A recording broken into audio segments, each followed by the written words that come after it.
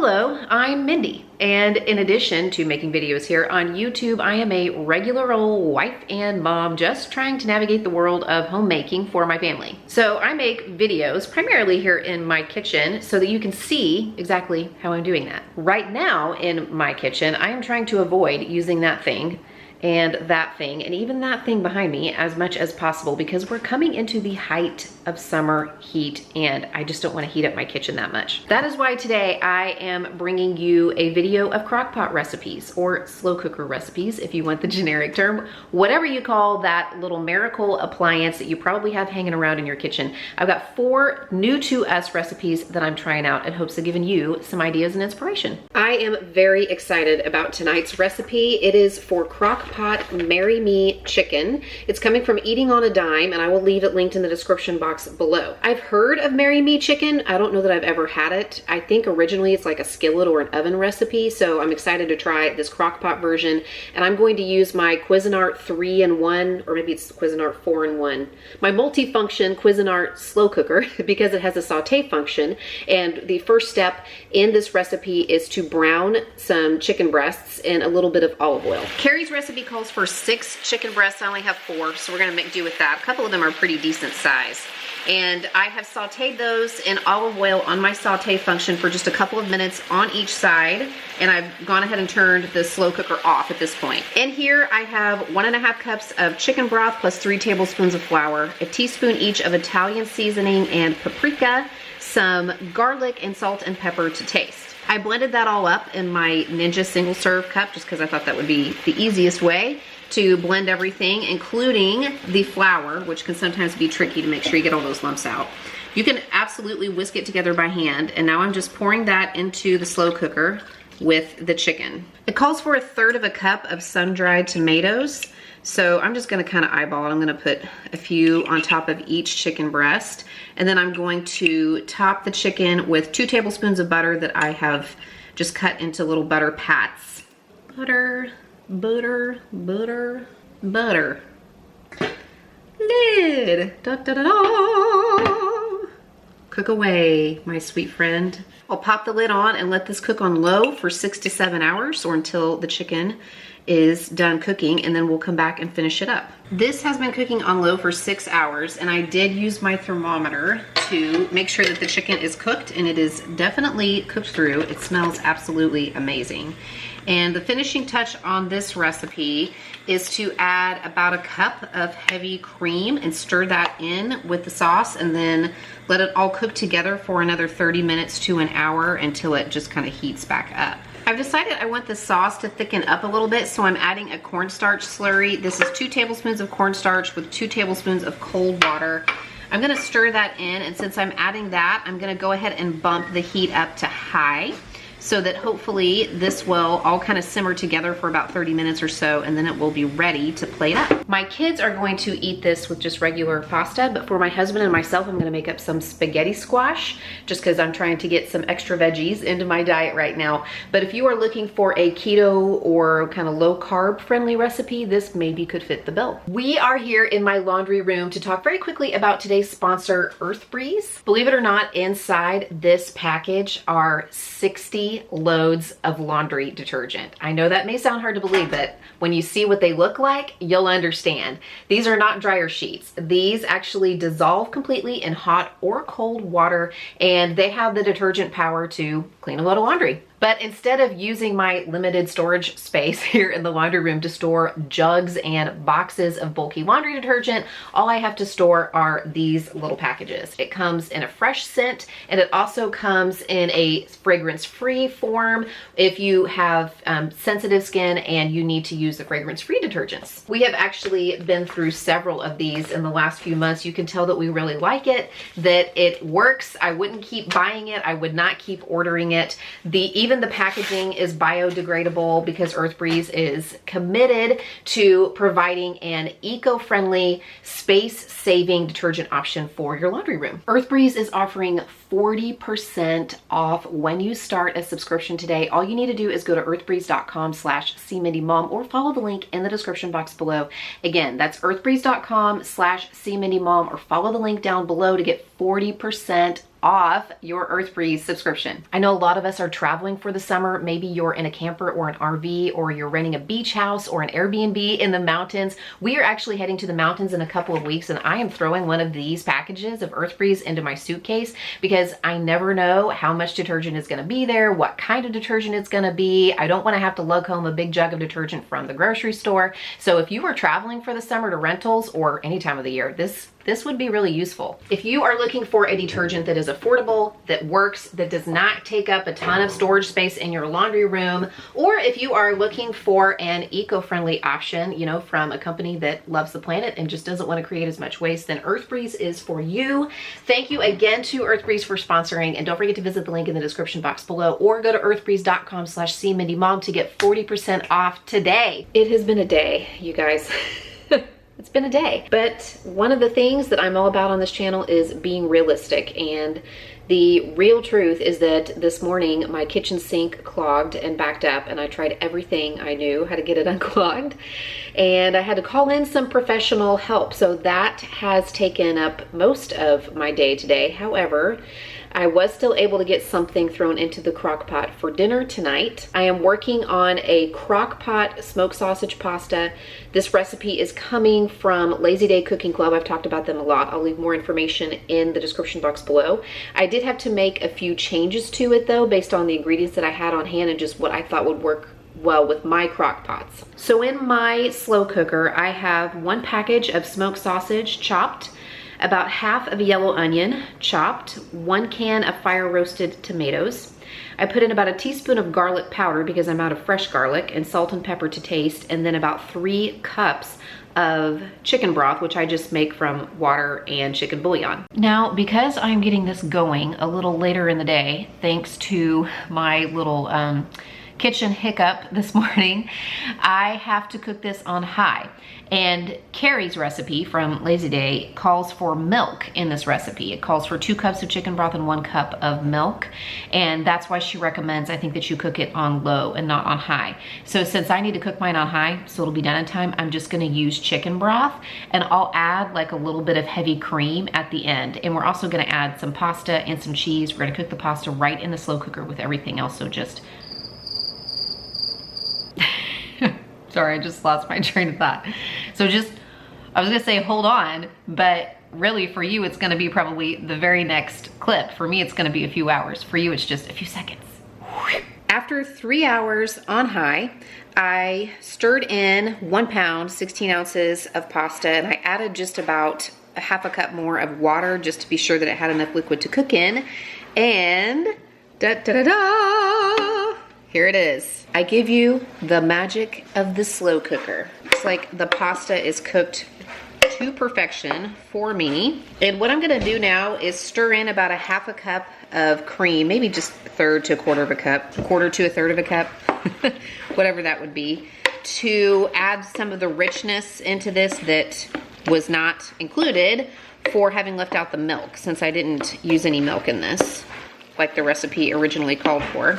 And 2 cups of shredded cheddar cheese. I'm just gonna stir this all together, pop the lid back on so that the cheese melts, and it'll be ready to serve here in about 5 minutes. Since I am kind of late getting dinner together tonight, I put out some fresh veggies for everybody to munch on. So this is it for dinner tonight. I didn't do any veggies or sides to go along with it. It's just a, you know, 1 pot, 1 bowl meal.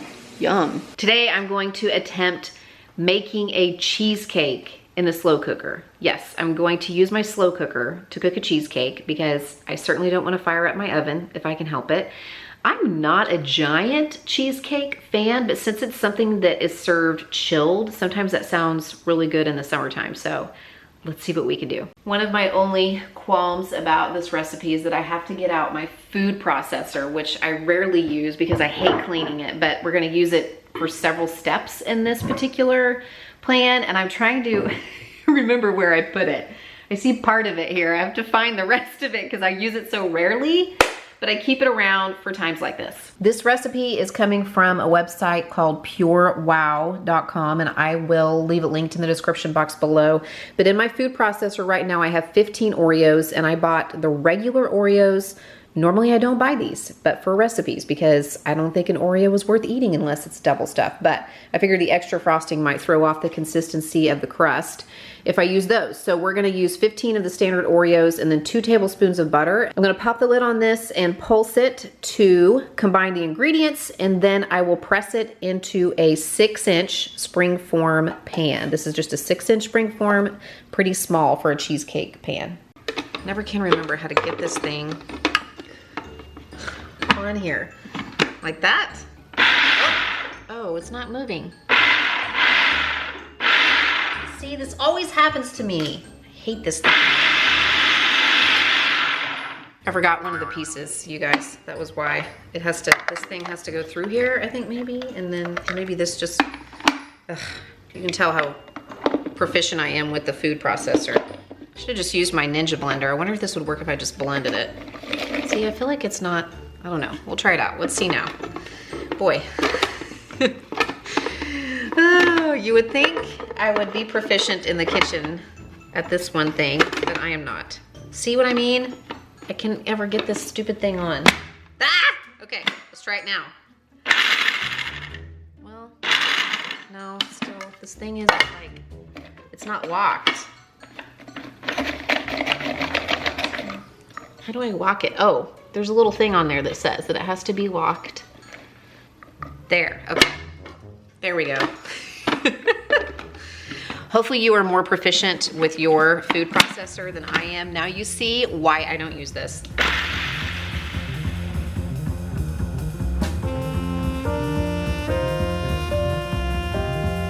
Back over here in the dreaded food processor, I have a pound of cream cheese. That's 2 8-ounce blocks and 3 large eggs. To that, I am adding 3/4 of a teaspoon of sea salt, a full tablespoon of vanilla. That's a lot of vanilla. Half a cup of plain white sugar, and then half a cup of sour cream.